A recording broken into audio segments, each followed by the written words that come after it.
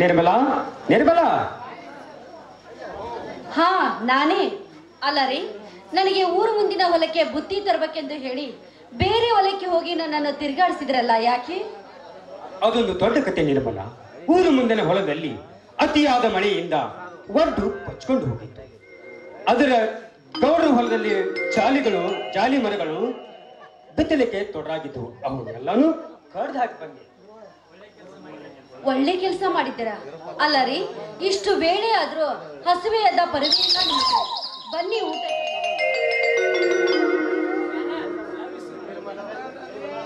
ನಿರ್ಮಲಾ ಹೃದಯದ ನಿರ್ಮಲಾ ಎಂಬ ನೀ ನನ್ನ ಮನದಿ ನನ್ನ ಬಳಿ ಇರುವಾಗ ನನಗೆ ಹಸಿವಿದ ಚಿಂತೆನೇ ಇಲ್ಲ. ಪಾರಿ ನನ್ನ ಅರ್ಥ. ಅಯ್ಯೋ ನನ್ನನ್ನು ಮುಟ್ಬೇಡಿ. ಯಾಕೆ ರೀ ನನಗೆ ಹೇಳೋಕೆ ನಾಚಿಕೆ ಬರುತ್ತೆ. ಅಂದ್ರೆ ನಾನೀಗ 3 ತಿಂಗಳ ಗರ್ಭಿಣಿ.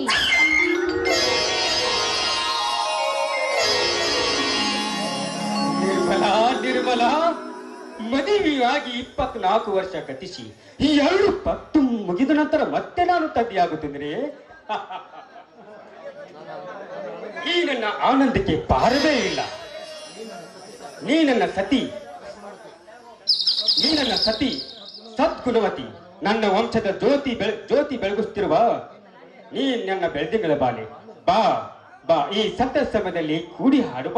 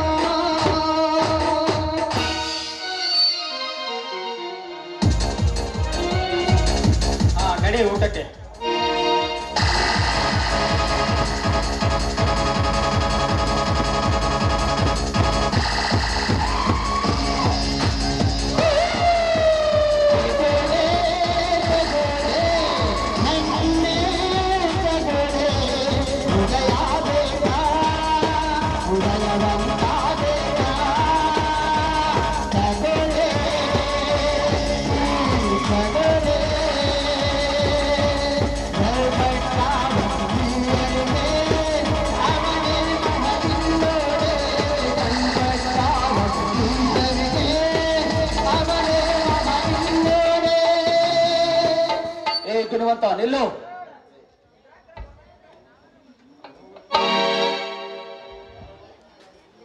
ಓಹೋ, ಯಾರು? ನಮ್ಮೂರ ಧನಿಕರು. ಬನ್ನಿ ಗೌಡ್ರೆ ಬನ್ನಿ. ಅದೇ ತಮ್ಮ ದರ್ಬಾರು ಸಮೇತ ಬಂದಿರಲ್ಲ, ಬನ್ನಿ ಕುಳಿತುಕೊಳ್ಳಿ. ಕುಳಿತು ನಿನ್ನ ಜೊತೆ ನೆಂಟಸ್ತಿಕೆ ಬೆಳೆಸಲು ಬಂದಿಲ್ಲ. ಹಾಗಾದ್ರೆ ಬಂದ ಕಾರಣ? ನನ್ನ ಹೊಲದ ಬದಿಗಿರುವ 10 ಜಾಲಿ ಮರಗಳನ್ನು ಯಾರನ್ನ ಕೇಳಿ ಕಡಿದಲೇ ಅವಿವೇಕಿ. ನಿನ್ನ ಹೊಲದಲ್ಲಿರುವ ಜಾಲಿ ಮರಗಳನ್ನು ಕಡಿಲಿಕ್ಕೆ ಯಾರನ್ನ ಯಾಕೆ ಕೇಳಬೇಕು ಗೌಡ್ರೆ? ಆ ಜಾಲಿ ಮರ ನಿನ್ನ ಹೊಲದಲ್ಲಿರುವಂತ ನೀನು ಏನಿದೆ ಆಧಾರ? ಅವು ನಿಮ್ಮಂತ ನಿಮಗೇನಿದೆ ಆಧಾರ? ಗುಣವಂತ, ಕರ್ನಾಟಕದ ಕಣ್ಮಣಿಯಾಗಿ ಈ ನಾಡಿನ ದೊರೆ ಎಂದು ಹೆಸರು ಪಡೆದಿರುವ ಈ ಬೌದ್ಧನಿಗೆ ಎದುರಾಗಿ ಆಧಾರ ಕೇಳ್ತೀಯ ಮಗನೇ. ನಾನು ಮನಸ್ಸು ಮಾಡಿದ್ರೆ ನಿನ್ನ ಜೀವ ಸಹಿತ ಉಳಿಸೋದಿಲ್ಲ. ಸತ್ಯಕ್ಕಾಗಿ ಸಾಯುವ ನೇಮದಲ್ಲಿ ತಪ್ಪು ಮಾಡದೇ ಇರುವ ನನಗೆ ಸಾಯುವ ಭೀತಿನೇ ಇಲ್ಲ. ಅದೇ ರೀತಿಯಾಗಿ ನನಗೆ ಈ ಊರಾಳು ದೊರೆಯಾದರೇನು, ಕರ್ನಾಟಕದ ಕಣ್ಮಣಿಯಾದರೇನು? ಏನ್ ಬಡವ, ದೀಪ ಆರೋಮನ ಅತಿ ಪ್ರಕಾಶಿ ಬೀರಿ ಆರದಂತೆ ಸಾಯಲು ಸಿದ್ಧನಾದ ನೀನು ಸತ್ಯಕ್ಕೆ ಚೀರಾಡಬೇಡ. ನನ್ನ ಮುಂದೆ ಇಡೀ ಸರ್ಕಾರವೇ ನನಗೆ ಬಗ್ಗೆ ನಡೆಯುವಾಗ ನರಕುಜಿಯಾದ ನೀನು ನನಗೆ ಎದುರ್ತೀಯ ಮಗನೇ.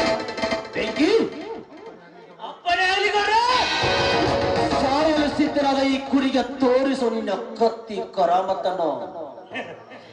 ಈ ನರಕುರಿಗೆ ಈ ಕತ್ತಿ ಏಕೆ ಬೇಕು ಗೌಡ್ರೆ? ಒಂದೇ ಏಟಿಗೆ ಸಾಯುವನನ್ನು ಬರೀ ಮುಷ್ಟಿಗೆಯನ್ನೇ ಈ ಚಿಕ್ಕಿ ಸಾಯಿಸಿ ಹೊರಟ್ಬಿಡ್ತೀನಿ.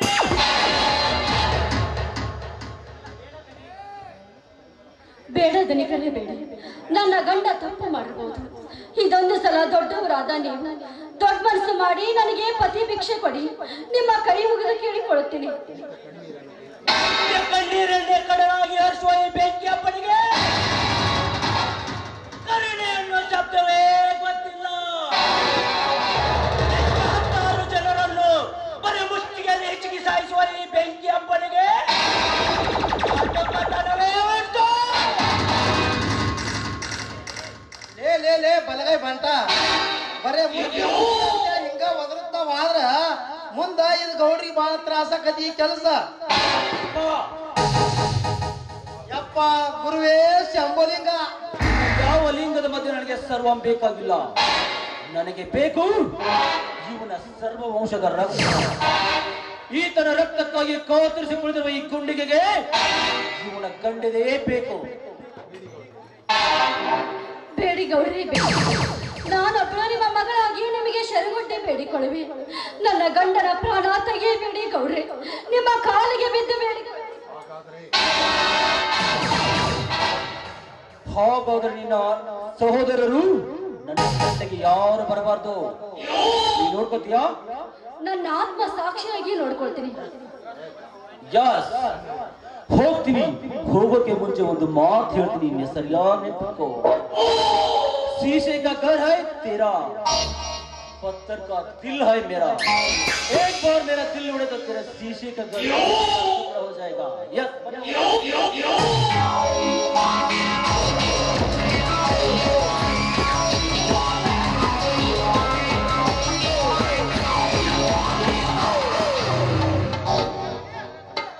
ನಿರ್ಮಲ, ಏನಿದೆಲ್ಲ ನಿನ್ನ ಮಾತು? ಹೌದ್ರಿ, ಹೊಡೆದಾಟದಿಂದ ಏನೇನು ಲಾಭ? ಶ್ರೀಧರ್ನಿಗೆ ಮೊನ್ನೆ ಯಾವ್ದು ಇಂಟ್ರು ಇದೆ ಅಂತ ಕಾಗ್ದ ಬರೆದಿದ್ದ. ಈಗಾಗ್ಲೇ ಅವನಿಗೆ ಹಣದ ವ್ಯವಸ್ಥೆ ಏನ್ ಮಾಡ್ತೀರಾ? ಹೌದು, ಏನಾದ್ರೂ ಮಾಡಿ ಹಣದ ವ್ಯವಸ್ಥೆ ಮಾಡ್ಬೇಕಂತ 4 ದಿನದಿಂದ ಪ್ರಯತ್ನ ಮಾಡ್ತಾ ಇದ್ದೀನಿ, ಆದ್ರೂ ಸಾಧ್ಯವಾಗಲಿಲ್ಲ. ಸಾಧ್ಯ ಮಾಡುತ್ತೇನೆ ಅಂತ ಹೇಳುತ್ತೇನೆ. ದಿನ ಕಳೆದು ನನ್ನ ಇಂಟ್ರಿ ತಪ್ಪಿ ಹಾಳಾಗಿ ಹೋಯಿತು. ಬಾತಮ್ಮ, ಈಗ ಬಂದಿಲ್ಲಪ್ಪ, ನನಗೆ ಕೋಪ ಬಂತೇನಪ್ಪ? ಕೋಪ ಬಂದಿಲ್ಲ, ಮನಸ್ಸಿಗೆ ತಾಪವಾಯಿತು. ಕ್ಷಮಿಸಪ್ಪ, ಕ್ಷಮಿಸು. ಹಣ ಕೊಡ್ತೀನಿ. ನನಗೆ ಹಣ ಕಳಿಸುತ್ತೇನೆ ಅಂತ ಹೇಳುತ್ತೇನೆ. ಮಾತಲ್ಲೇ ಮನೆ ಕಟ್ಟಿ ನನಗೆ ಯಾವ ನೌಕರಿ ಸಿಗದೆ ಹಾಗೆ ಮಾಡಿ ಎಲ್ಲಿ ನನ್ನ ಬೀದಿ ಪಾಲ್ ಮಾಡುತ್ತೆ ಅಂತ ಮನಸ್ಸಿಗೆ ತಾಪವಾಯಿತು. ತಮ್ಮ ಕಾಯಿನ ಮೇಲೆ ಬರೆಯೋದಕ್ಕೆ ಮಾತನಾಡಬೇಡವು. ನಿನ್ನನ್ನು ಓದಿಸಬೇಕು ಛಲ ನನಗಿದೆ. ನೀನೊಬ್ಬ ದೊಡ್ಡ ಡಾಕ್ಟರ್ನಾಗಬೇಕು, ನೀನೊಬ್ಬ ದೊಡ್ಡ ಸಹಾಯನಾಗಬೇಕು ಎನ್ನುವುದಂತೆ ನನ್ನ ಹಿತಾಂಕ್ಷೆ.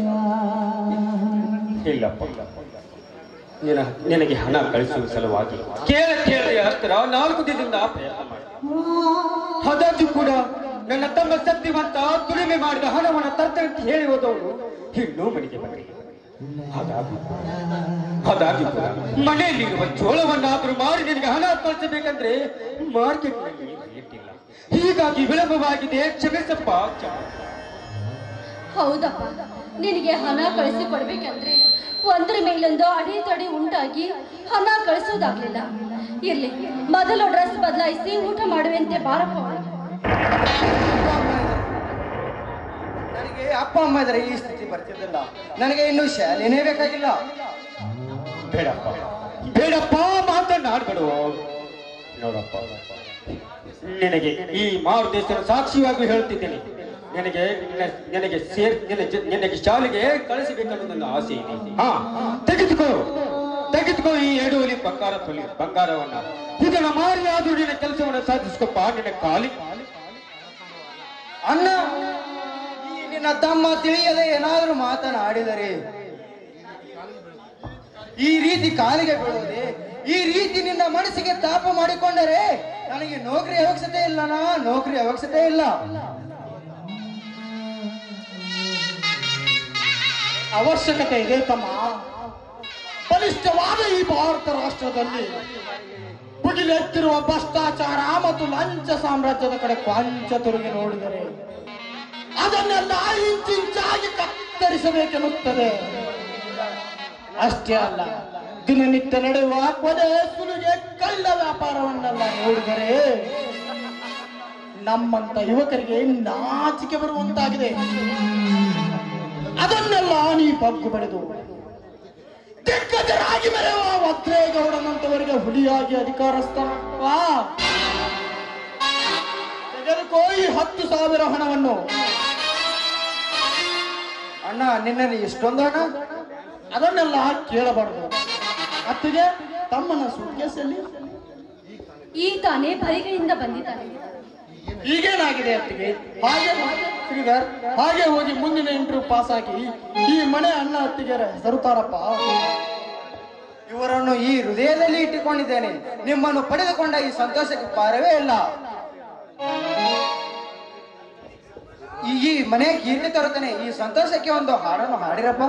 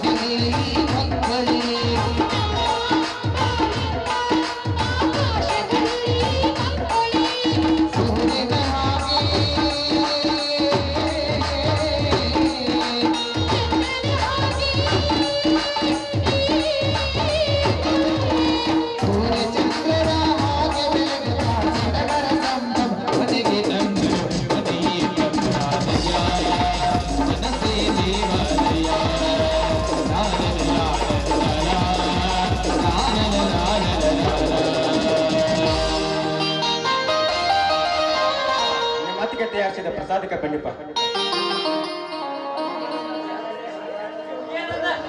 ಅಮ್ಮ